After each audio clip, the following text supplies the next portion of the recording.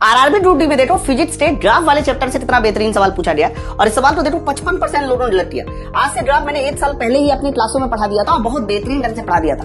तो चलो फिर वाले सवाल को देखते हैं कि सवाल कहता क्या।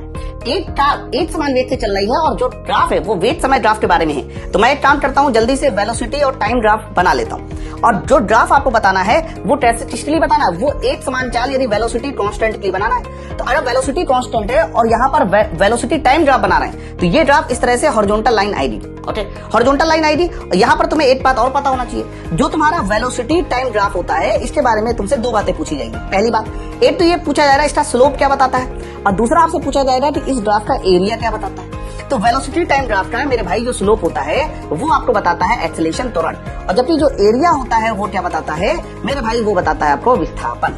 अब इसी पर पूरा सवाल आधारित है। सवाल देखो क्या है कि इनमें से कौन सा खत्म करते हैं। ग्राफ की ढलान 0 हो रही है, सही हो गया भाई। हॉरिजॉन्टल लाइन की स्लोप आप लोग हमेशा क्या बताते हैं, 0। गणित पढ़ते हो नहीं पढ़ते?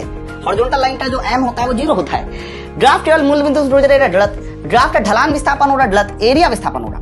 ग्राफ का ढलान वेग हो रहा, ये भी सवाल गलत हो गया। इसलिए इस सवाल का सही उत्तर ऑप्शन नंबर ए।